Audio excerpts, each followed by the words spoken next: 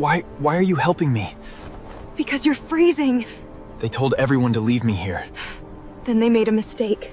On the night the snow came down like ash, the people of Vera left their princess to die beneath the trees. They did not leave her because they hated her. That would have been easier to understand. They left her because the law had decided that a royal who refused the wrong marriage was no longer a person worth saving. Princess Lyra had been on her knees in the snow for nearly 3 hours when the last of her guards turned away. Her royal boots were gone. One had been taken by the river. The other had disappeared somewhere beneath the white drift covering her legs.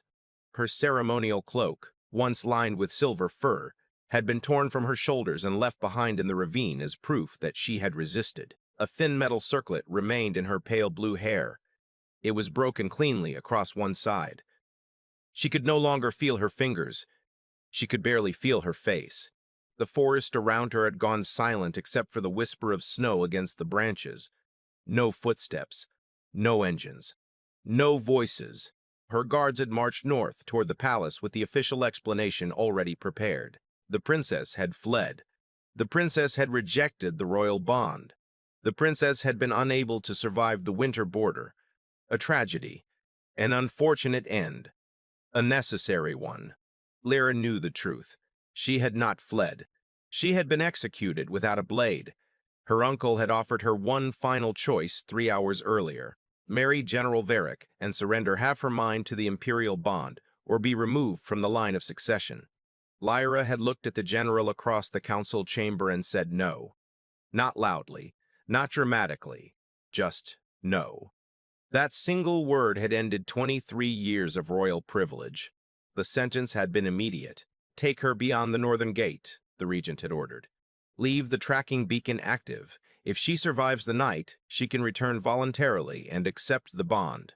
If she does not, the succession passes to me. Lyra had almost laughed when she heard it. Not because it was funny, because he had said it like he was discussing weather. Now the weather was killing her. She tried to move again. Her arms sank into the drift. The effort brought no warmth, only a dull pain behind her eyes. She lowered her head. For the first time in her life, the future had become very small. It was not a throne. It was not a rebellion. It was not justice. It was the next breath. Just one more. She inhaled. Snow entered her mouth. She coughed weakly. Then she heard a sound. Crunch.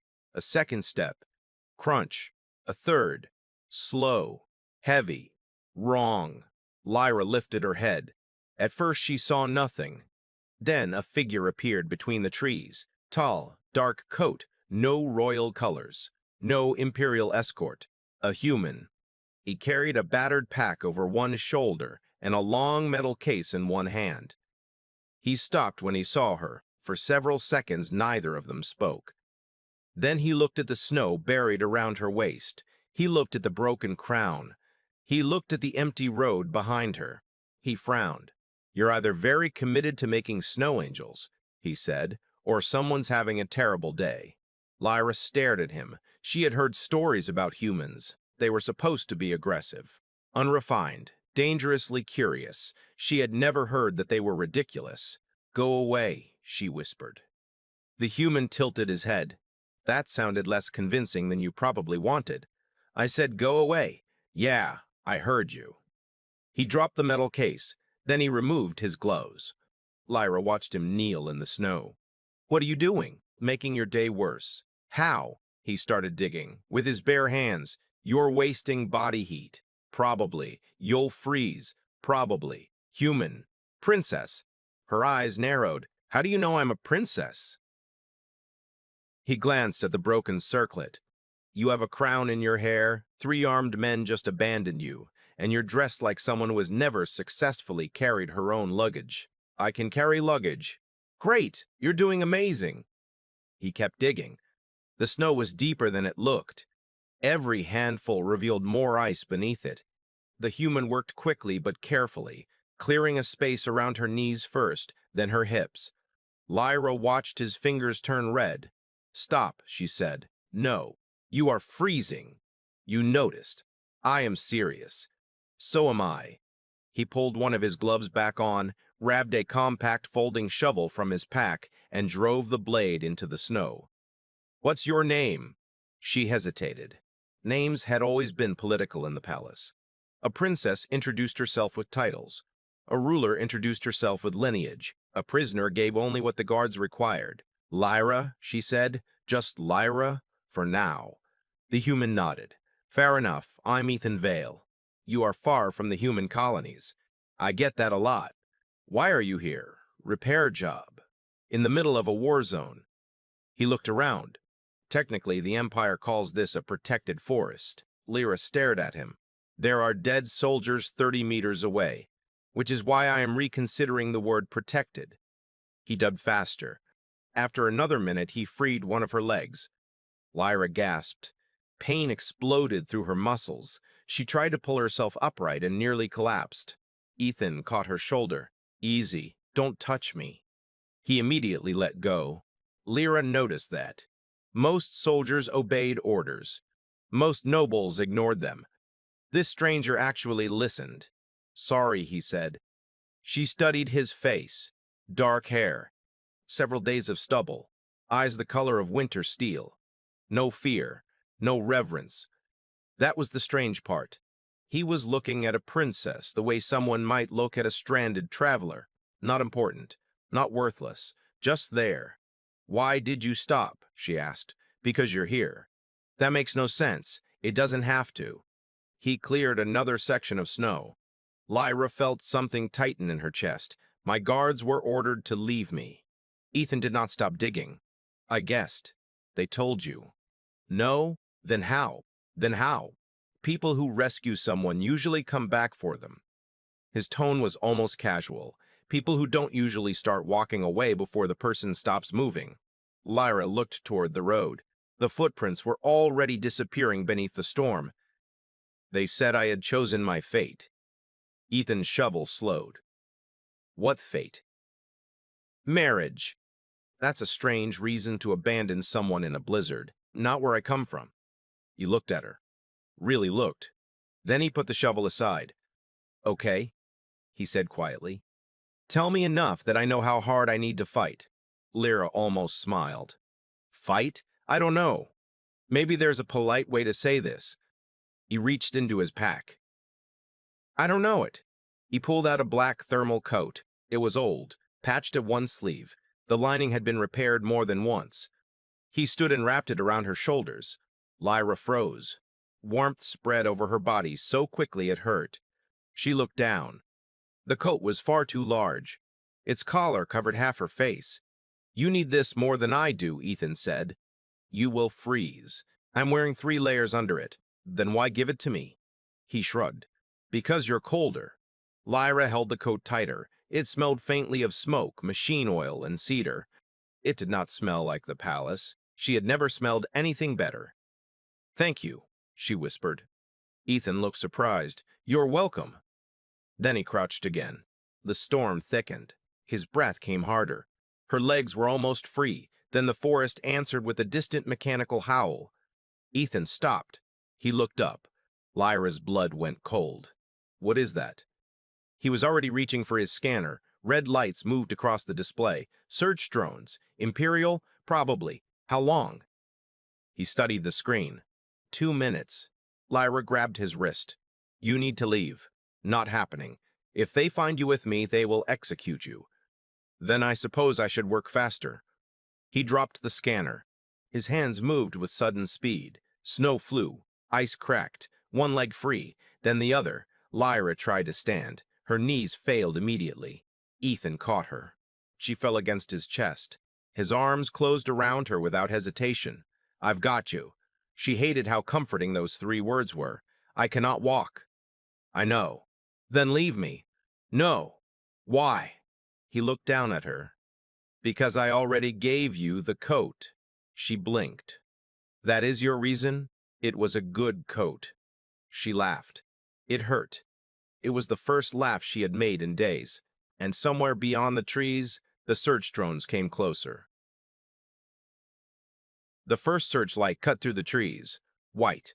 Hard. Artificial daylight in the middle of the storm.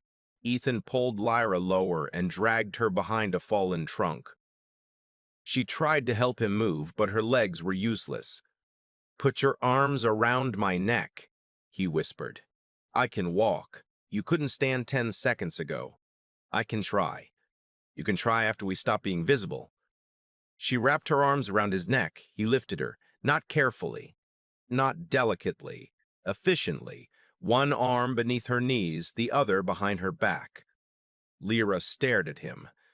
"This is undignified. I'll apologize to your dignity after it survives the blizzard." He moved. The searchlight swept across the road. A second light followed. Lyra pressed her face into his shoulder. She could hear his heart. Steady, fast, but steady. "You are afraid," she whispered. "Of course I am. You don't look afraid. I'm busy." He reached a rocky hollow beneath a cedar and lowered her into the snow. Then he pulled the coat tighter around her. "Stay here. Where are you going?" "Somewhere stupid." He ran. Lyra watched him disappear into the trees. 3 seconds later, the drone screamed overhead. One fired. The explosion shook snow from every branch. Lyra covered her head. Then Ethan's voice came through the darkness. "Hey, Tin Bird!" Another blast. "Come get me!" A drone swung toward the sound. Lyra understood immediately. He was drawing them away. She crawled toward the hollow. One searchlight caught her. She froze. The beam traveled across her body, stopped. The drone emitted a confirming tone. "Princess Lyra Valon identified. Arrest protocol engaged." Lyra closed her eyes. A shadow crossed the beam. Ethan struck the drone from above. The machine crashed into the snow and skidded past her. He landed badly. Rolled once. Got back up. "Move," he said. "You destroyed an Imperial drone." It was annoying. He grabbed her hand. They ran, or rather, Ethan ran while half carrying her. Behind them, more lights woke in the forest. Lyra looked back once. 6 drones. No, 10. There are too many. Then we find some place where 10 becomes difficult. Where? You tell me. It's your planet. The old rail tunnel. How far? 400 meters. Good. It collapsed 20 years ago. Less good. They reached the entrance in 90 seconds. The tunnel mouth was buried beneath roots and ice. Ethan dropped his pack. He pulled out a compact cutting tool. "Stand back." Blue light sliced through the frozen debris. Lyra watched the metal blade cut a path into the collapsed tunnel. She had seen Imperial engineering. This was different. Smaller, ugly, practical. It worked. They crawled inside just as the first drone entered the clearing. The beam passed over the entrance, then moved on. Ethan sat with his back against the wall. His breathing was heavy. Lyra was still wrapped in his coat. She could not stop shaking. Ethan noticed. "Cold? No. Lying? Yes. Good. Means you're improving." He took a small heating cell from his bag and placed it between them. Warm air filled the tunnel. Lyra leaned toward it. "You always carry these?" "Yes." "Why?" "Because I have poor judgment and travel dangerous places." "You do not seem foolish. Give it time." She almost smiled. Then she looked at the coat. "What does this mean?" Ethan frowned. "It's a coat." "No. Why does it have a name stitched inside?" He looked at the lining. His expression changed. A tiny silver patch had been sewn near the collar. Lion X4. "It belonged to someone," Lyra said. "Yes. Who?" Ethan stared at the patch. "My sister." Lyra said nothing. "She died 12 years ago," he continued. "I'm sorry." "Don't be. You gave me her coat. I gave you a coat. You carried it for 12 years. He looked at her. "It kept her warm. Then it kept me warm. Now it is keeping you warm. That's all." Lyra touched the fabric gently. "That is not all." He didn't answer. Outside, the drone searched the forest. Inside, the tunnel was dark. For the first time since her execution began, Lyra felt safe enough to close her eyes. She did not sleep. Instead, she whispered, "Tell me why they wanted me dead." Ethan was silent for a while. "Because I refused a marriage? That would be the official answer. And the real one? He looked at her. You know the real one. She swallowed. My uncle is afraid of me. Why? Because I can hear people. Ethan waited. Lyra touched her temple. My species has telepathy. Royal bloodlines developed it into something stronger. Most people can sense emotions. Royals can hear thoughts when the mind is open. I was born with unusually strong range. And your uncle can't. He can, but he is weaker. So I know what he has done. Ethan's eyes sharpened. You can prove it? Only if I survive. She looked down. The marriage would have solved that. General Varric is stronger than I am in raw mental force. Once bonded, he would have been able to suppress my thoughts. My uncle would have gained control of the succession, and nobody would ever know what I heard. Ethan nodded slowly. So this isn't a marriage? No, it's a prison. Yes. The heating cell clicked softly. What did you hear? Ethan asked. Lyra stared at the snow visible through a crack in the tunnel wall. Murder orders, bribery, false border attacks. He has been provoking 3 provinces to justify martial law. He arranged the deaths of 2 counselors. He manipulated grain shipments. He plans to disappear half the opposition once the wedding is complete. And the people know. They know pieces. Not enough. No. Ethan was quiet. Then what do you need? Lyra looked at him. A witness. For what? The truth. He gave a small nod. Okay. Okay, what? I'll witness it. You don't understand. I understand enough. Human, my uncle controls the military. He controls the courts. He controls the press. If he finds us, he will kill you. Ethan leaned back against the wall. Then we need to make sure he finds us somewhere inconvenient. Lyra stared at him. You are strangely calm. I'm not calm. You seem calm. That's because panicking doesn't improve the situation. What does? Planning. She smiled faintly. I planned too. Good. I also argue. I noticed. And I don't trust humans. Fair. Especially you. Also fair. She pulled the coat tighter around herself. You have no idea how comforting it is to hear someone agree with me. He laughed softly. The sound was warm, unpolished, human. She looked away before he could see her smile. By dawn, the drones were gone, but the road to the capital was not, and they both knew the search would get worse. Ethan reached into his pack and unfolded a map. Lyra leaned close. There is a mountain pass here. 2 exposed. Then the lake. Frozen. The old observatory. Abandoned. Which is why it might be safe. Ethan traced the route with one finger. We go here. Lyra frowned.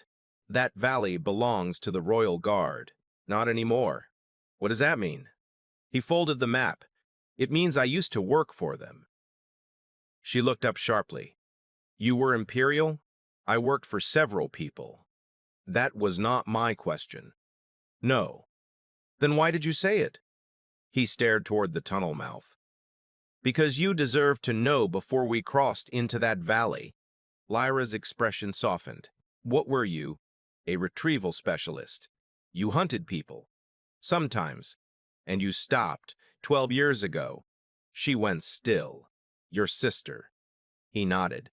She was one of the people they sent me to retrieve. The tunnel felt colder. What happened? I found her first. He looked down at the coat. She was 17. Lyra's eyes filled. Did you save her? Ethan shook his head. No. He folded the map smaller. That's why I stopped. Lyra did not ask for more. She reached over and placed her hand over his. Ethan looked at it, then at her. Neither moved. Outside, snow fell harder. Somewhere far away, a search beacon activated. Lyra felt it before Ethan heard it. A pulse in her skull, a familiar voice. Her uncle. Not spoken aloud. Projected. Lyra. She jerked back. Ethan saw her face change. What? He found me. The voice came again. My daughter. Lyra's eyes hardened. I'm not your daughter.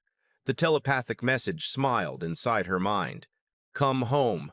She closed her eyes. I would rather die. The answer came instantly. You already did. Then the connection vanished. Lyra opened her eyes. Ethan was staring at her. What did he say? She pulled the coat around herself. That I'm dead. Ethan stood. Then let's make him regret saying it. They left the tunnel before the sun came up. The snow had turned the forest into a white maze. Ethan moved first. Lyra followed with one hand gripping his coat. She had refused to give it back. He had stopped asking. The mountain pass took them higher. By midday, the trees were gone. Only stone, snow, and wind remained. Lyra's breathing became shallow. Ethan noticed. Headache? Telepathy gets stronger at altitude. That's inconvenient. You have a talent for understatement. I try. They continued. At the ridge, Lyra stopped. Below them sat a frozen lake. On the far side stood the observatory, a black structure half buried in snow. Its dome was cracked. Its towers leaned. No lights, no movement. Ethan raised his scanner. No signals. Lyra felt something else. There is someone inside. How many? One. Guard? No. Then who? She closed her eyes. A familiar mental shape answered her. Weak. Frightened. Trying not to be heard. A servant. Whose? Lyra opened her eyes. Mine. They crossed the lake. Halfway across, the ice cracked. Ethan grabbed Lyra by the waist. She slipped. The ice split wider. Black water appeared beneath her. She screamed. Ethan dropped to his knees and spread his weight across the ice. Don't move. I am trying not to. He crawled toward her. Another crack raced under his arm. Ethan, don't look down. I'm not. Good. He reached her hand, their fingers locked. The ice gave way. Both fell halfway through. Cold water swallowed them. Ethan grunted. Lyra lost her breath. His grip tightened. I have you? The words were muffled by water. She felt something in her mind move. His fear, her fear. Their thoughts touched. For one impossible second, Lyra could feel Ethan's memories. A little girl running through a station. A woman laughing. A silver coat. A gun. A door closing. Then the connection snapped. Lyra screamed and her telepathy exploded outward. The lake froze solid around them, not metaphorically. The water hardened in a circle of white light. Ethan stared at her. Lyra stared back. Did I do that? I think so. I don't know how. Could you do it again? No. Good. He dragged her out. They lay on the ice gasping. Ethan rolled onto his back. Snow landed on his face. He laughed once. Lyra looked at him in disbelief. Why are you laughing? Because I was told humans couldn't survive royal telepathy. And? Apparently the royal telepath can't survive falling through a lake. She punched his shoulder. He laughed harder. Then he sat up. His expression changed. We have company. 3 aircraft appeared over the ridge. Black. Imperial. Lyra's stomach tightened. How did they find us? Ethan looked at the frozen circle around them. You probably announced yourself. That was not intentional. I guessed. He pulled her up. Run. They reached the observatory entrance. The door was locked. Lyra touched it. A voice sounded from inside. Your Highness? Lyra nearly cried. Mara? The door opened. An elderly woman stood there with silver hair and a kitchen uniform. Mara had served Lyra since childhood. She threw her arms around the princess. We thought you were dead. Lyra held her tightly. I nearly was. Mara noticed Ethan, then his coat, then Lyra's hands gripping it. Her expression changed. Who is he? My rescuer. Your human rescuer. Yes. Mara looked him up and down. You look terrible. Ethan nodded. I've been having a difficult week. Mara smiled. Good. Then you fit in. Inside the observatory, they found old machines, broken instruments, and one working communication array. Mara gave them food, real food, hot broth, bread. Lyra ate too quickly. Ethan quietly moved the bowl away before she choked. Slow down. I have not eaten properly in 2 days. You can keep that record private." She glared at him. Mara watched. Her smile grew wider. "What?" Lyra asked. "Nothing. You are smiling. I enjoy winter." Lyra looked suspicious. "You are lying." Mara looked at Ethan. "I like him." Lyra's ears heated. "This is not the time. It is exactly the time." Ethan nearly choked on his broth. Mara laughed. Then the communication array came alive. A military signal. General Varric appeared on the screen. He wore black armor. His expression was calm. "Princess Lyra." Lyra stood. "General, you have been declared deceased. I noticed. Return with the human." Ethan leaned against the table. "No." Varric looked at him. "Human. General, you are interfering in an imperial succession." "Sounds worse when you say it like that." Varric's eyes narrowed. "The princess is required to complete the royal bond." Lyra stepped forward. "And if I refuse, then the empire will burn." She laughed quietly. "That is what he always says." "He?" "My uncle." Varric's expression remained blank. Lyra looked into the camera. "You know I can hear you." Silence. "You know what he plans." Varric's jaw tightened. "Return, Lyra." "No, you are alone." Ethan stepped beside her. "Not anymore." Varric stared at him. "You have no idea what you are standing beside." Ethan smiled faintly. "I've had that feeling before." The screen went dark. Mara exhaled. "We have maybe 6 hours before they arrive." Ethan nodded. "Then we move." Lyra turned toward the observatory windows. "No." He looked at her. "No, we stop running." Mara stared. Lyra reached for the broken crown in her hair. "My uncle wants me isolated." She pulled the metal circlet free. "He wants every witness scattered." She placed it on the table. "So we give him witnesses." Ethan studied her. "What are you planning?" "The capital's old broadcast tower." Mara's face went pale. "Lyra, that tower is guarded." "Yes, he controls every public channel." "Not the emergency channel." Ethan understood. "You want to broadcast everything." "I want the Empire to hear my voice before he can silence it." "And then?" "Then I tell them exactly what I heard." Ethan looked at the storm outside. "You're gonna walk into the capital." "Yes, with half the army looking for you." "Yes, and you want me to help." She met his eyes. "No." He waited. "I want you to survive." Ethan smiled. "Those are not mutually exclusive." Lyra looked away. She had no answer. They spent the next hour preparing. Mara found an old access map.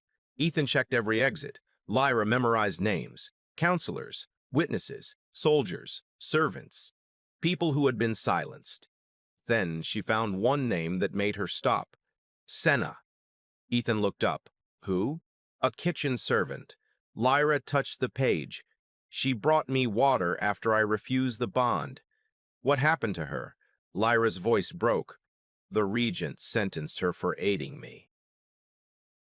Mara closed her eyes. "Is she alive?" Lyra shook her head. "I don't know." Ethan went still. "We find out." The words were simple, but Lyra heard the promise beneath them. They would not leave Senna behind. Not again. The storm continued through the afternoon. By nightfall, they had reached the lower outskirts of the capital. The city rose from the snow like a black crown. Thousands of windows burned gold. Patrol aircraft moved between the towers. Ethan looked at the walls. "I've broken into worse." Lyra stared at him.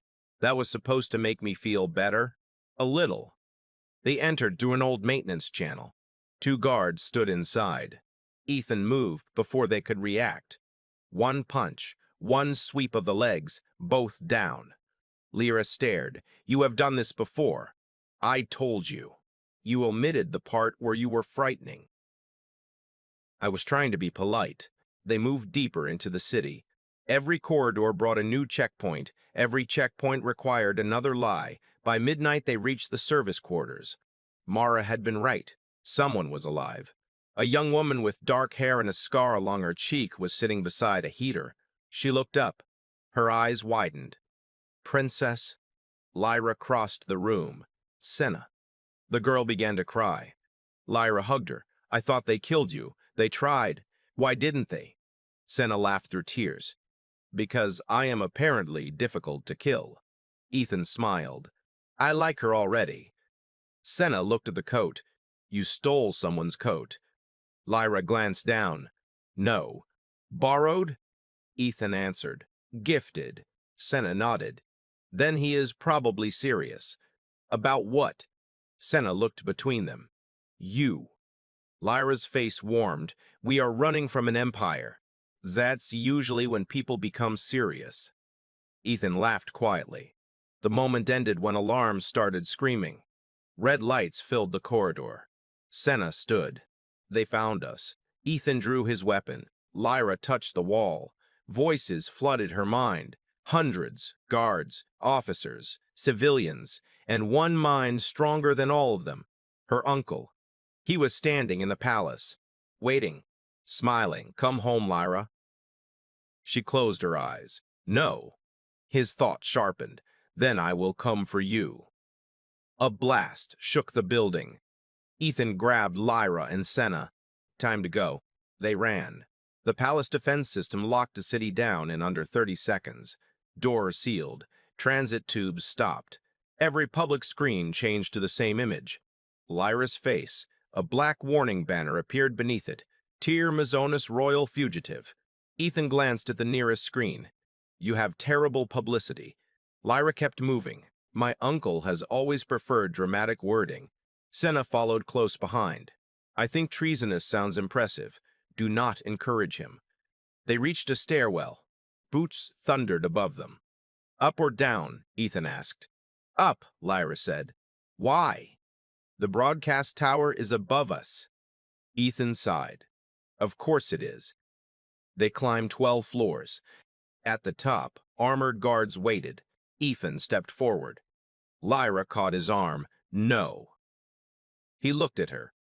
You said we had no time. I can handle this. She closed her eyes. The soldiers froze. Not physically, mentally. Lyra opened their minds and whispered one word into each of them. Sleep. Weapons lowered. Bodies collapsed gently against the walls. Ethan stared. Remind me never to make you angry. You would survive.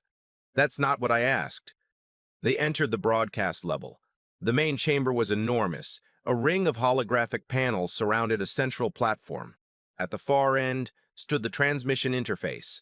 Lyra walked toward it. The system recognized her blood. ACC's test denied. She tried again. ACC's test denied. Ethan frowned. That seems rude. It is encrypted. Can you break it? Not quickly. Senna looked at the control panel. Try your hand. Lyra did. Nothing. Senna pointed at the broken crown. That is a royal key, isn't it? Lyra stared. Then she understood. She placed the broken circlet against the console.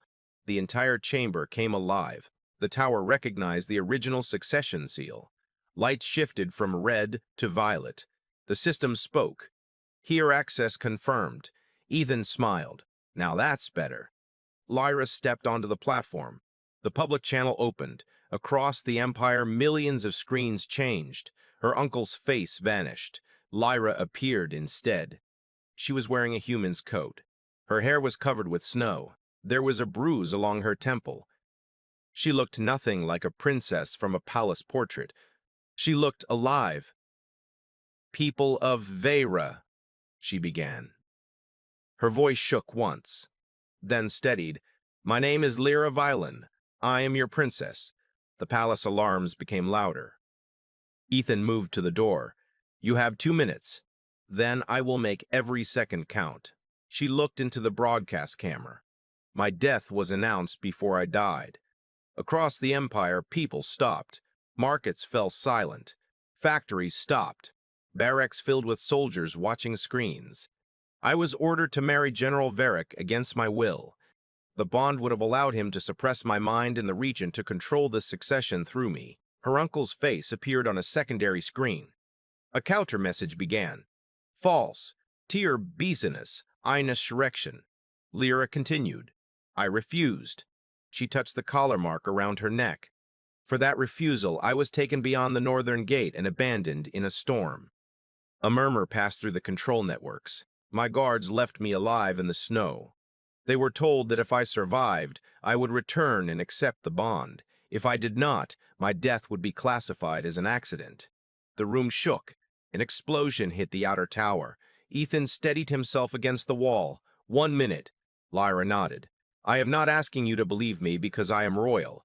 I am asking you to listen because I can prove what I heard. The tower connected to the Imperial Archive. Thousands of sealed files appeared. Names, dates, payment records, military orders, council votes. Lyra's uncle had buried them for years. She opened the first file. Councillor Wren, declared deceased from a transport accident. Order signed by Regent Kale.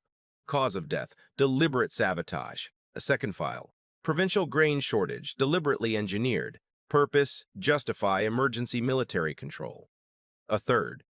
3 judges removed after refusing the succession amendment. The Empire listened. The palace tried to cut the signal. Senna shouted, They're overriding us. Ethan crossed the room. He disconnected a relay cable and jammed it into a maintenance slot. How long? 20 seconds. Then used 20 seconds. Lyra took one breath. And one final fact. She looked directly into the camera. There is a servant named Senna. She was sentenced because she gave me water. Senna froze. Lyra continued. She did nothing illegal. She acted like a human being. The Empire called that treason. Across the city, thousands of people heard the words. The palace cut the channel. The screen went black. For 1 second, there was silence. Then every emergency channel in the Empire repeated the same broadcast automatically. Lyra's message had been copied before the palace could erase it. Ethan stared at the system. Did you do that?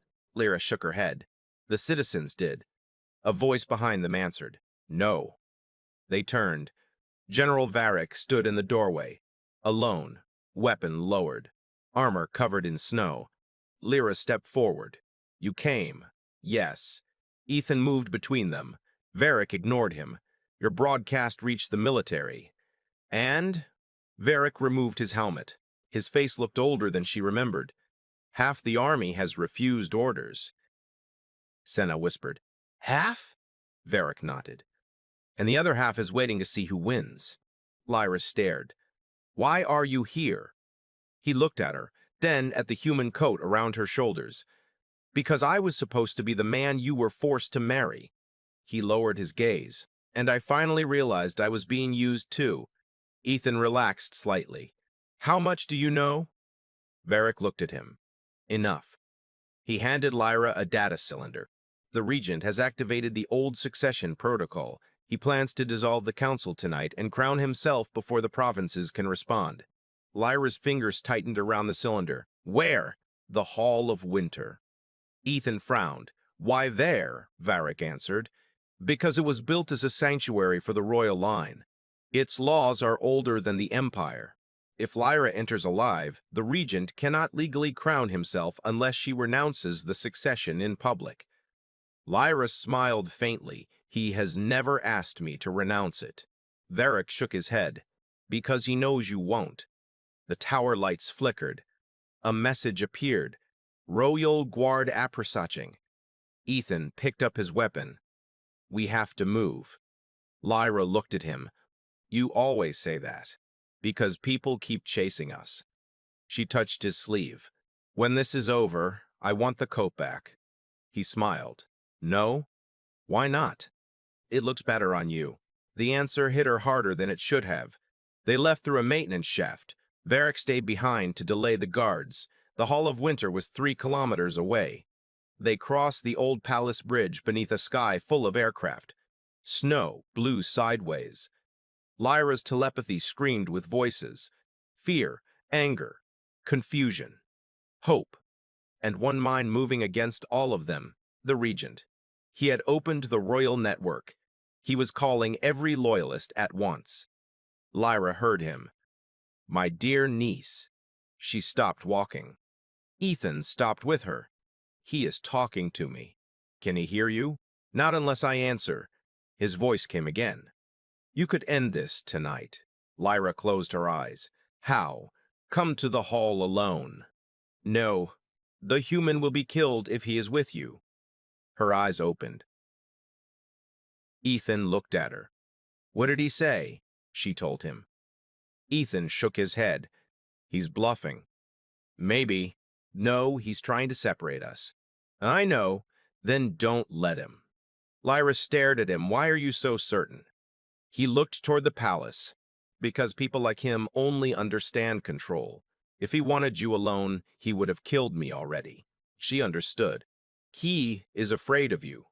Ethan frowned. I think he is afraid of what I represent. And what do you represent? He looked down at the coat she wore. Choice. Lyra's heart beat faster. She took his hand. Then stay with me. Always. The word came too easily. Neither corrected it. They reached the Hall of Winter. Thousands of people had gathered outside. Soldiers, civilians, workers, servants, even nobles. The palace gates had opened. The people were waiting. Lyra walked through them wearing a human's coat. A child reached out and touched the sleeve. Lyra smiled. Someone began shouting her name. Then another, then hundreds. Lyra, Lyra. The sound rolled through the snow. Ethan looked at her. You hear them? She nodded. Every voice. And tears ran down her face. They are not afraid anymore. They entered the hall. The Hall of Winter had been built before Vera had an empire. Its walls were carved from white stone veined with blue crystal. 7 towers of glass rose from the floor around a circular chamber. At the center stood the ancient throne. No one sat on it. Not yet. The regent stood beneath it. He wore ceremonial black. A silver crown rested on his head. The council stood behind him. Half looked terrified. The other half looked ashamed. Lyra entered through the main doors. Ethan walked beside her. Senna followed. Behind them came Varric, wounded but standing. The crowd outside could still be heard through the walls. The regent looked at Lyra. For the first time in 23 years, he looked uncertain. Then he smiled. There she is. Lyra stopped. Here I am. You have caused quite a disturbance. You tried to kill me. I tried to preserve the empire. By freezing your niece to death? By preventing a civil war. Lyra laughed without humor.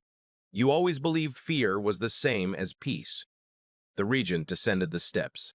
And you always believed innocence was the same as wisdom.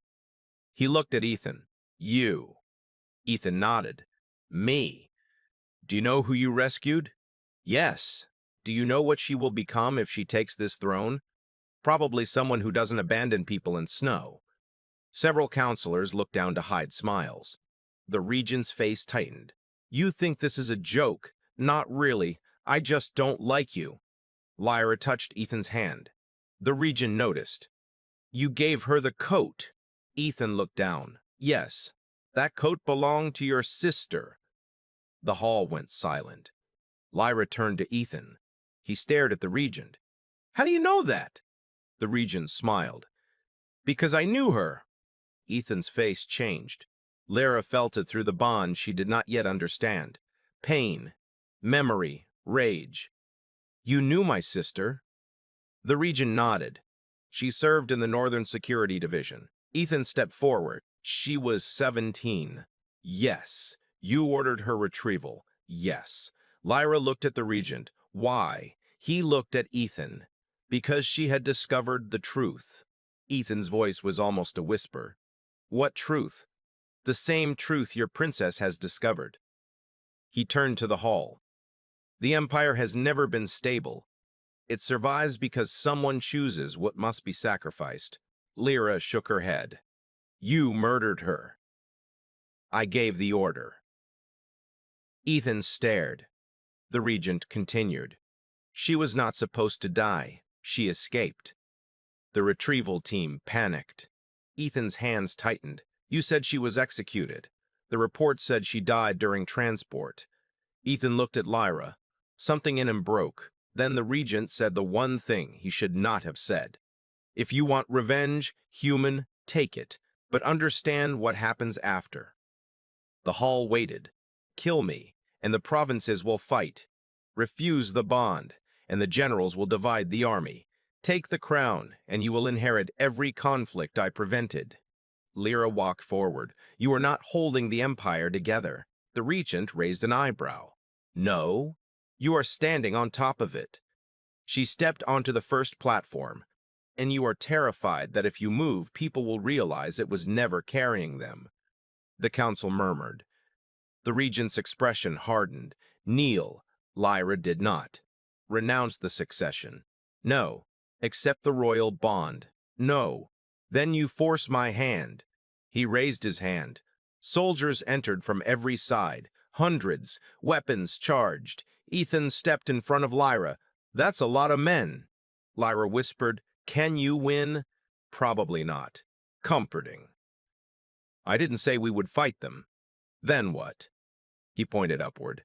Lyra followed his gaze. One of the crystal towers was glowing. The Hall of Winter recognizes the royal bloodline. Yes. Does it recognize truth? Lyra stared. It was built as a sanctuary. Before the Empire. Before the Regency. Before the marriage laws. So maybe it remembers. Lyra reached toward the floor. A blue light traveled across the stone. The entire hall answered. Ancient symbols appeared on the walls. The council gasped. The regent stepped back. No. Lyra closed her eyes. She felt the minds around her. Thousands. Soldiers. Citizens. Counselors. The crowd outside. And beneath them all, an old network built into the palace itself. Memory. Not thought. Record. The hall had stored every oath spoken within it, every succession, every bond, every judgment. Lyra opened her eyes. You said history belongs to the winner. She looked at her uncle. You were wrong. The crystal walls brightened. A recording appeared above the throne. The regent younger by 20 years, standing beside the old ruler, speaking words that filled the chamber. If Lyra refuses the bond, abandon her beyond the northern gate. The public must believe she died resisting the storm. Once the succession passes to me, activate martial law. The hall erupted. The regent went pale. That is fabricated. Another recording appeared. Councillor Wren must be removed. Another, the grain shortage will be useful. Another, Senna must not speak. The recordings continued. 10 years. 15. 20. Every secret he had buried was now speaking. The regent looked at Lyra. You cannot control this. I don't have to. She stepped aside. The people outside entered, one by one. Then dozens, then hundreds. The hall filled with ordinary citizens. They stood around the guards, around the council, around the throne. No one raised a weapon. They didn't need to. The Empire had finally learned the difference between obedience and loyalty. Varric stepped forward. He removed his military insignia, placed it on the floor. I refused the bond. One general followed, then another, then a commander, then a captain. Armor clattered against stone. The regent stared. Traitors. Varric looked at him. No. Witnesses. The word echoed. Lyra looked at Ethan. He was still wearing the simple clothes he had worn when he found her. Snow melted on his shoulders. The old coat was around her. You were right, she whispered. About what? Choice. He smiled. Told you. The regent reached for a hidden weapon. Ethan moved. A shot cracked through the hall. He knocked the weapon away. The regent stumbled. Lyra caught his hand. Don't. Ethan froze. The regent stared at him. Why? Lyra answered. Because I will not become you. The words hurt him more than any blow could have. The royal guard took the regent into custody. The crown was removed. The hall grew quiet. No one knew what came next. Lyra climbed the final steps to the ancient throne. She did not sit. Instead, she turned toward the people. I was told the Empire needed a stronger ruler. She shook her head. It doesn't. Her eyes moved across the room. It needs fewer people who are willing to abandon others. The crowd was silent. I will not rule by fear. She looked at the guards. I will not force anyone into a bond. She looked at the council. I will not make secrets into law. Then she looked at Ethan. He stood below her, a human, a stranger, the person who had found her freezing in the snow. She stepped down, stopped in front of him. And I will not forget who saved me when my own people decided I was already dead. Ethan shook his head. I only gave you a coat. Lyra smiled. You gave me a reason to survive. He looked at her for a long moment. Then he reached up and touched the broken crown in her hair. You're still wearing this? Yes, it's broken. So am I. His fingers traced the broken edge gently. Doesn't look broken to me. Her eyes filled. You are terrible at romantic speeches. I know. She laughed softly. Then she kissed him. It was not a royal kiss. There were no witnesses chosen by the council. No ceremonial music. No political contract. Just two people in a frozen hall who had started as strangers. When they separated, Senna clapped once. Mara joined. Varric smiled. Soon the entire hall was filled with applause. Ethan looked embarrassed. This is getting out of hand. Lyra smiled. You started it. The new government was built slowly. The marriage laws were abolished. The royal bond became voluntary. The secret archives were opened. The regent was tried in public. Senna became the first civilian representative on the new council. Varric resigned from the military and later became a teacher. Mara was appointed keeper of the palace kitchens and insisted the title was far more important than being a minister. Lyra refused to call herself empress. She became Queen Lyra, but only after the provinces voted. The empire survived, not because one person controlled it, because thousands of people finally believed they had a voice. And Ethan, he refused every official title. He refused a mansion. He refused medals. He kept his old repair ship and returned to the northern forests whenever he could. Lyra went with him. Sometimes she wore royal clothing. Sometimes she wore work boots. She always wore the old black coat. There was only one problem. She refused to give it back. 3 months after the coup, Ethan found her standing at the edge of the same forest where he had first seen her. Snow was falling again, lightly this time. She turned when she heard his footsteps. You're late. I had an engine failure. You are always late. You are always dramatic. She smiled. I missed you. Ethan stopped. That's new. I said it once. I can say it again. He walked closer. I missed you too. She touched the coat. You never asked for it back. I told you. It looks better on you. That is not a practical answer. I am not always practical. She raised an eyebrow. I remember. He took her hand. They walked into the snow. After a while, Lyra said, Do you ever think about the night you found me? Every winter. What do you remember? You told me to go away. She laughed. I was dying. Still rude. And what did you think? He looked at her. I thought nobody should be left there. She squeezed his hand. Even if she was a princess, especially if she was a princess. She smiled. Why? He stopped. Snow gathered in her silver hair. He brushed it away, because people kept telling me that powerful people weren't worth saving. His voice softened. I spent years believing them. Lyra waited. Then I saw you in the snow and realized something. What? A person is a person before they become anything else. Lyra's eyes filled. That's what you saved. He shook his head. No. He touched her cheek. You saved that in me. The snow fell between them. She stepped closer. Ethan. Yes? I never asked you the most important question. Which is, why did you wrap the coat around me before you even knew my name? He smiled. Because you were cold. That's it? That's it. She stared at him. You are impossible. So I've been told. She leaned into him. The coat closed around both of them. And for the first time, Lyra understood that warmth was not something the palace could grant. It was something one person could choose to give another. No law required it. No throne authorized it. No bond forced it. It was simply a choice. The same choice Ethan had made in the snow. He could have walked away. He did not.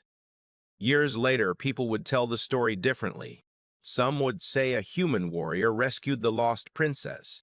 Others would say the princess overthrew an empire. Children would hear about the broadcast that changed Vera forever. Soldiers would remember the night Varek removed his insignia. Historians would argue about the legal details. They would all miss the beginning. The beginning was not the throne. It was not the rebellion. It was not the kiss. It was a black coat wrapped around a woman everyone else had already decided was dead. That was where the empire truly changed, because the first act of the new age was not a battle.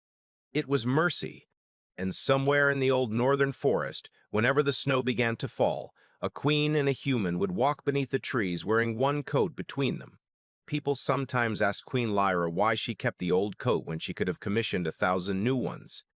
She always gave the same answer: because on the coldest night of my life, someone gave me his warmth without asking what I could give him in return. Then she would smile.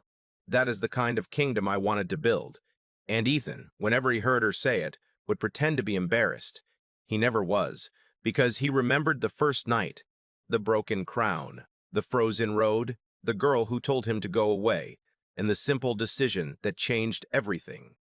He had looked at an alien princess dying alone in the snow. He had taken off his coat. He had wrapped it around her, and he had refused to leave. But the war did not end in that hall. It only changed shape.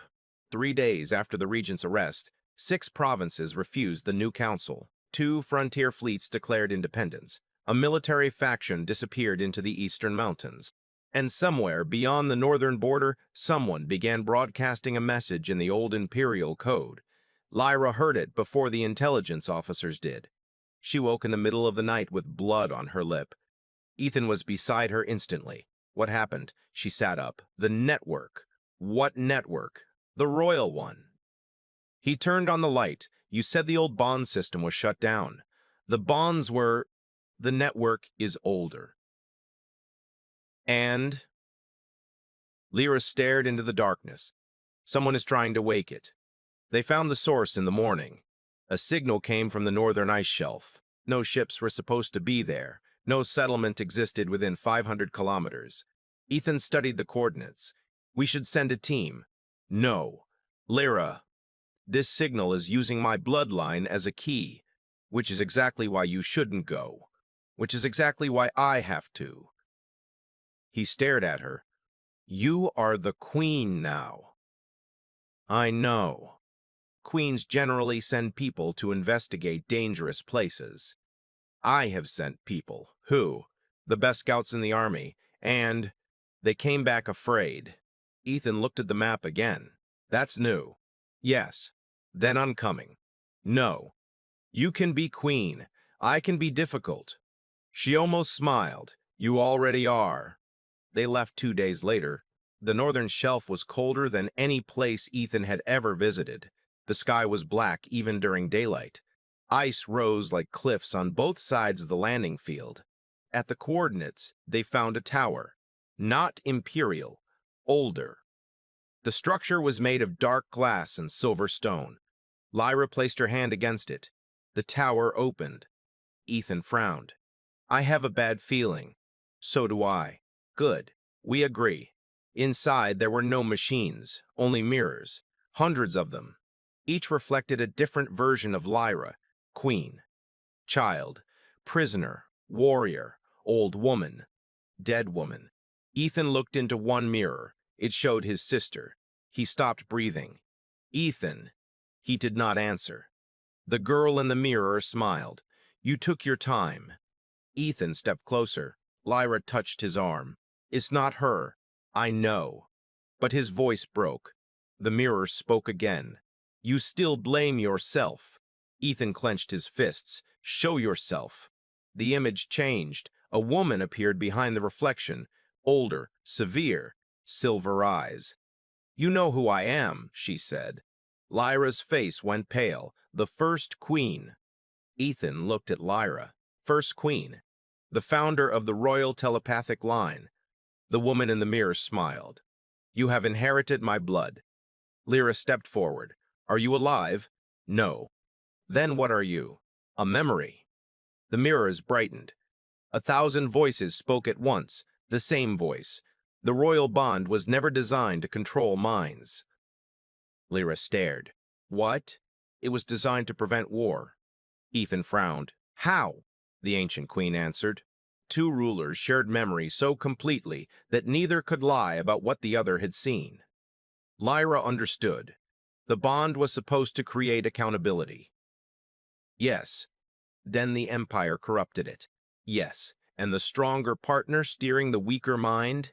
That was not part of the design. It was added later. Ethan looked at her. So the entire system they used to force people into obedience was based on a lie. The ancient queen nodded. Most empires are. Lyra felt tears rise. Why show me this now? The answer changed the air, because the system is failing. The tower shook. Ethan drew his weapon. Failing how? When the royal network collapses, every dormant bond will awaken at once. Lyra went still. How many? Millions. And if they awaken, every bonded mind will hear every other bonded mind.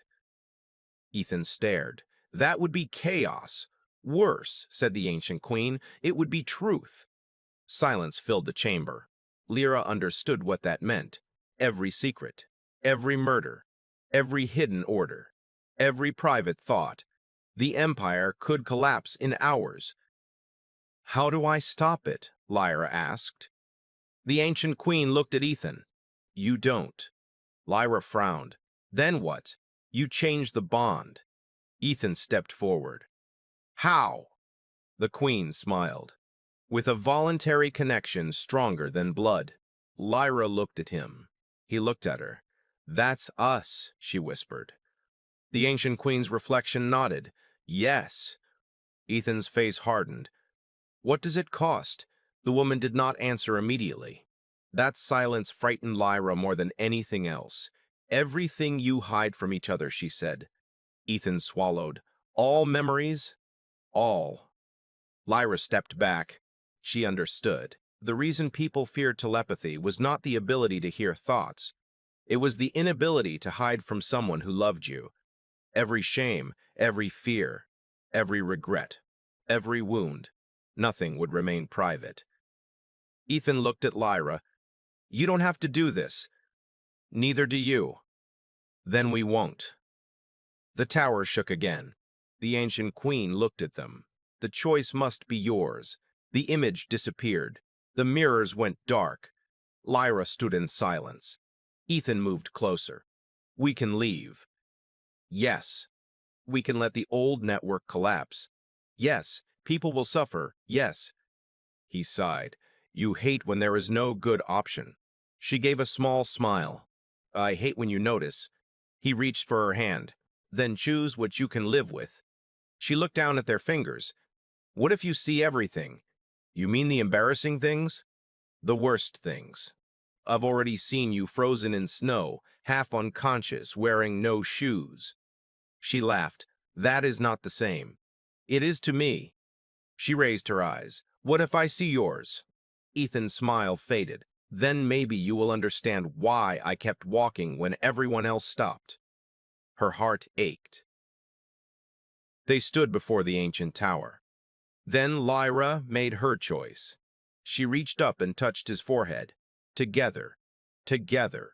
The bond opened. There was no pain, only light. Then memories. A little girl running down a station corridor. Ethan carrying a broken toy. His sister laughing. A snowstorm. A mission. The moment he found her. Lyra's childhood. Her mother's voice. The first time she realized she could hear lies. The first royal council where she noticed servants being afraid. The first time her uncle touched her shoulder and smiled while thinking about how useful she would be. The execution. The cold. The black coat. The first time she felt safe. Their memories crossed, not forced, shared. For a moment, Lyra understood something about humans that no imperial textbook had taught her. They were not a herd. They were a collection of people who learned to carry one another's weight. Ethan understood something about her. She had never wanted power. She wanted a world where the powerful could not decide who deserved to live. The tower awoke. All the mirrors shattered into light.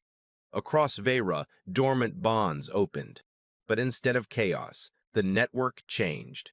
Every mind heard one simple message. You may choose. That was all. No orders. No stronger partner.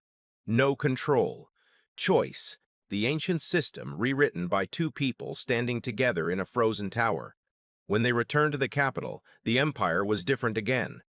Some bonds ended peacefully. Others were rebuilt by consent. Families finally spoke truths they had buried for generations. Some relationships survived, others did not. The empire had to learn something harder than obedience. It had to learn honesty. Lyra spent years helping build that system. Ethan remained beside her. He never became a noble. He never became a general. He remained exactly what he had been, a human who repaired broken things. Sometimes machines, sometimes people, sometimes a country. And when the work became too heavy, he took Lyra back to the northern forest. They would walk beneath the trees. She would wear the black coat. He would complain that she had stretched the sleeves. She would tell him that royalty required better tailoring.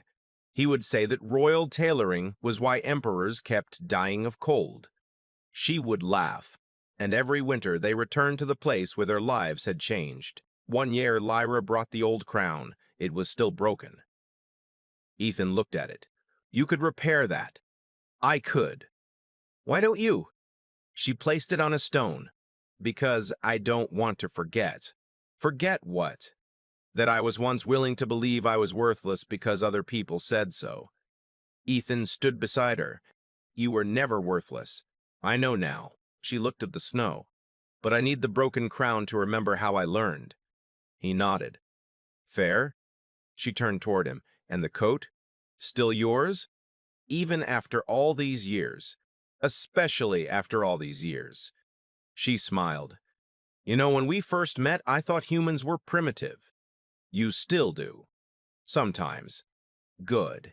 You also said I was difficult. Very. And you still love me. He looked at her. That part was never difficult. She kissed him beneath the falling snow. The coat wrapped around both of them. The forest was silent. No guards, no drones, no palace, no orders. Only snow and warmth. Years later, when students asked Queen Lyra what had saved her kingdom, she never mentioned the army. She never mentioned the broadcast tower. She never mentioned the ancient network. She would point to the oldest portrait in the royal archive. It showed a young woman in the snow. A human stood behind her with a coat around her shoulders. Neither wore a crown. Neither looked powerful. They simply looked at each other. That, Lyra would say, is where the kingdom began. A student once asked, with the princess? Lyra smiled. No. She touched the image, with the human who refused to leave. And that was the story people remembered, not because it was the greatest battle Vera had ever fought, not because a princess became a queen, not because an empire nearly collapsed. They remembered because every person who heard it understood one simple thing. Sometimes your life changes because someone powerful chooses you. Sometimes it changes because the whole world finally sees your worth. But sometimes it changes because one ordinary person looks at you when everyone else has turned away and says, very simply, I am not leaving. Lyra heard those words again every time winter came. She heard them in the silence before sleep. She heard them when the council argued. She heard them when the empire needed courage. And every time she remembered the first night. The snow, the broken crown, the numb fingers, a stranger walking out of the trees, a battered coat settling around her shoulders, and the most important decision anyone had ever made for her.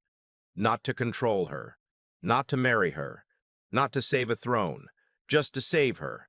That was all. And somehow, it was enough to change everything.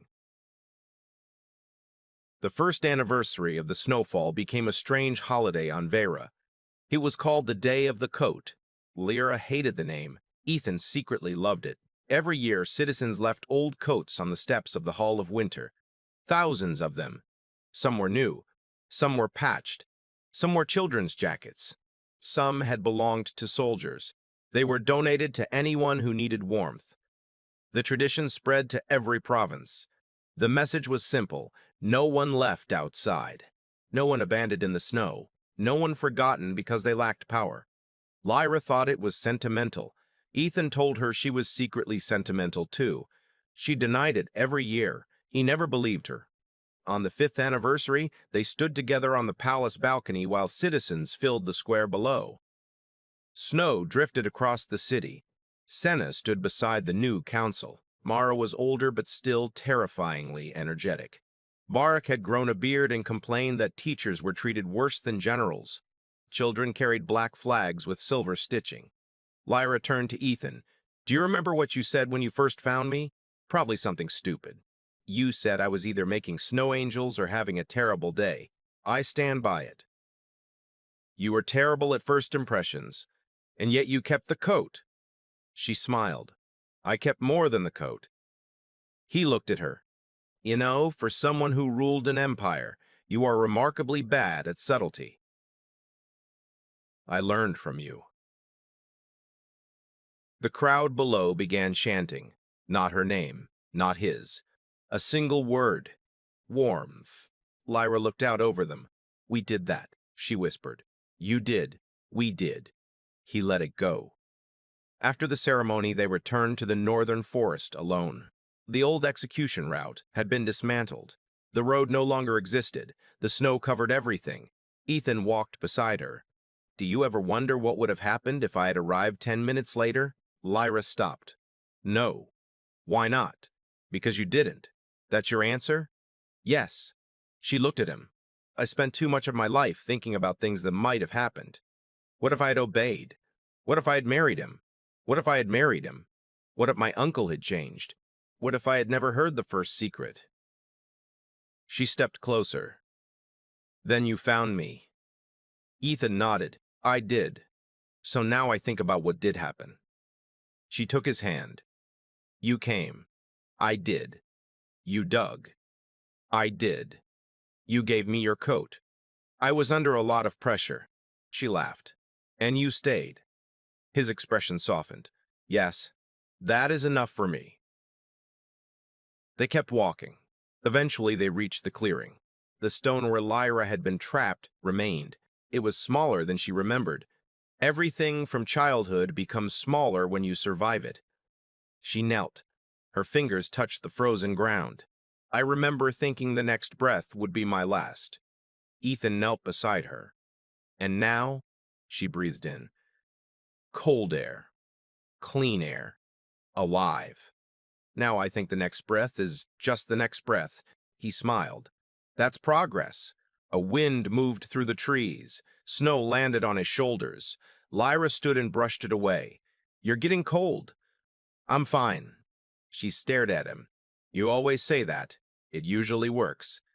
She opened the coat. "Come here." He laughed. "You know this coat only fits one person, then stand closer." He did. They disappeared beneath the old black fabric together. For a moment, the queen and the human looked exactly like the first night. Only now neither was dying. Neither was running. No one was hunting them. No throne waited. No law demanded anything. There was simply the snow, and two people sharing warmth. Ethan rested his forehead against hers. "You know what I really remember?" "What?" "You told me to go away." She smiled. "I remember." And I thought no. "Why?" His answer came quietly. "Because sometimes someone has to be the person who stays." Lyra closed her eyes. The words felt like the first coat around her shoulders all over again. Warm, heavy, safe. She opened her eyes. "Then stay." He kissed her forehead. Always. The snow kept falling. The kingdom kept changing. Children grew into leaders. Old generals retired. New laws replaced ancient ones. The Hall of Winter became a public archive. The broadcast tower became a university. The palace kitchens became a place where every citizen could eat on winter nights. and the northern forest became protected land. No armies, no executions, no royal hunts, just trees, just snow. Just the place where a princess once learned that a stranger could value her life more than her own government did. The story became a lesson taught to every child, not about royalty, about choice. Teachers would ask, "What saved the princess?"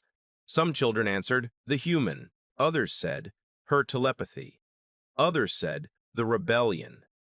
The best teachers smiled. "No," they would say, "it was the decision to care when caring was inconvenient." And years later, when Queen Lyra grew old, she made one request for her final portrait. She did not want the throne.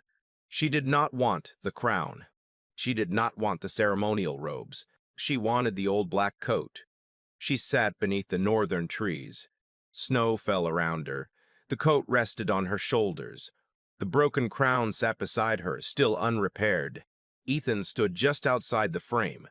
The artist asked whether he should step into the portrait. Lyra smiled. "No." She looked at Ethan. "He does not need to be in the picture." The artist looked confused. Lyra touched the coat. "He is already here." When the portrait was finished, it became the most famous image in Varan history. People expected a queen to be remembered for crowns. Lyra was remembered for a coat. They expected a human rescuer to be remembered for violence. Ethan was remembered for digging. They expected a revolution to begin with armies. Theirs began with kindness. And when people asked Ethan whether he regretted stopping on that winter road, he always gave the same answer: "Not for a second." Then someone would ask whether he had known she was a princess. He would shake his head. "Not when I stopped." That answer mattered, because if he had known, perhaps he would have been trying to save a future queen. Perhaps he would have been thinking about the throne. Perhaps he would have wanted something in return, but he had not known. He had only seen a person freezing in the snow, and he had chosen not to leave. That was the secret beneath every victory that followed. Before the empire changed, one person changed the outcome of one moment. Before the laws changed, one person broke a rule that nobody had written down. Before the queen ruled the kingdom, a human handed her a coat. And before she learned to trust an entire world, she trusted one man enough to let him help her stand. Sometimes history is written by armies. Sometimes it is written by kings. And sometimes the most important line begins much more quietly. A woman is dying in the snow. A stranger sees her.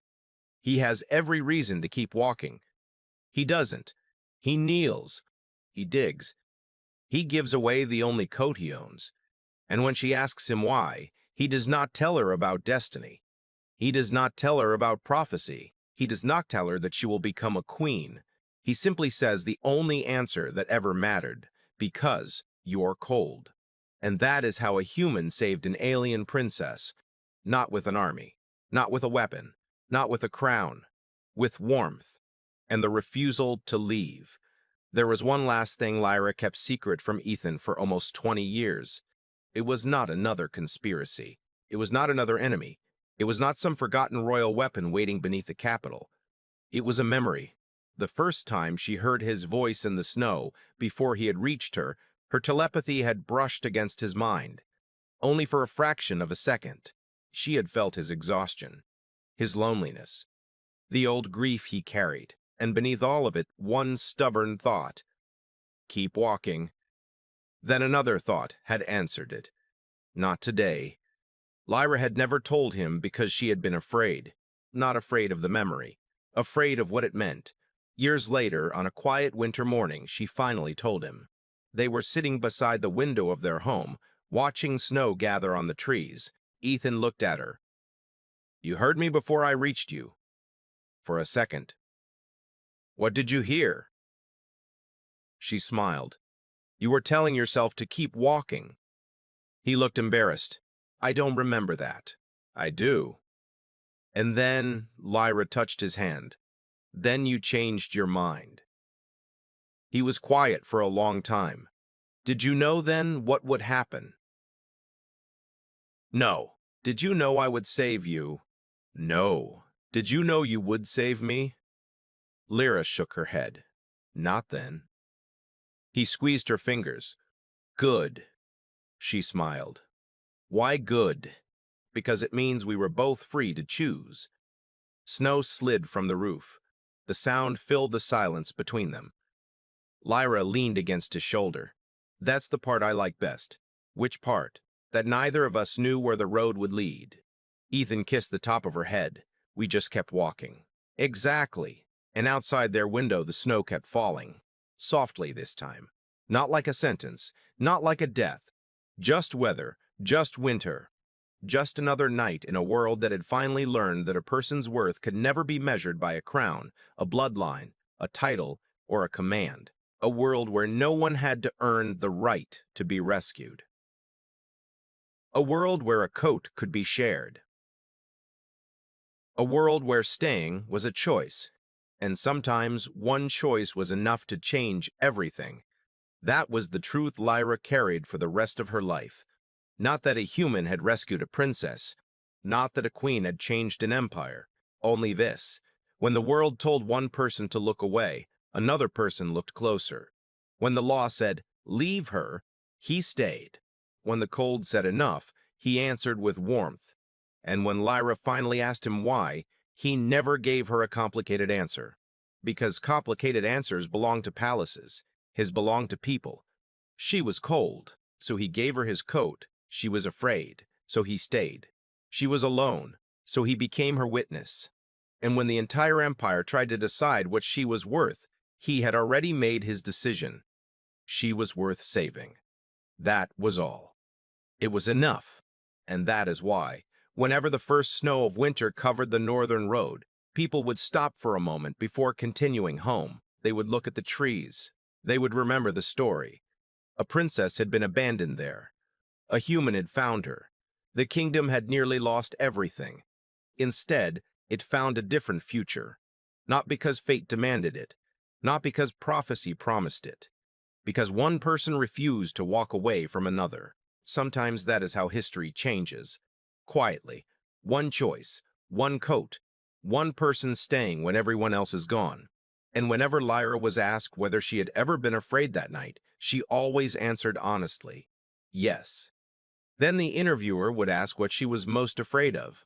She would think about the white road, the empty footsteps, and the sound of her own breath disappearing into the cold. She would think about the moment she realized no one was coming back, and then she would remember the sound that followed. Crunch, another step. Crunch, another. I was afraid that nobody would come, she would say. But then he did. And she would never add the rest because everyone who heard the story already knew. He came. He stopped. He took off his coat. And he stayed. That was the moment the old empire ended. Not when the crown changed hands. Not when the regent was arrested. Not when the army stood down. It ended when someone looked at a dying stranger and decided her life mattered before knowing her name. Everything else came after that. The laws. The council. The queen. The new world. All of it came after one human decision. Stay. And perhaps that is the simplest lesson of all. When someone is freezing, give them warmth. When someone is lost, stand beside them. When the world says leave, sometimes the bravest answer is simply no. And sometimes that choice becomes a lifetime.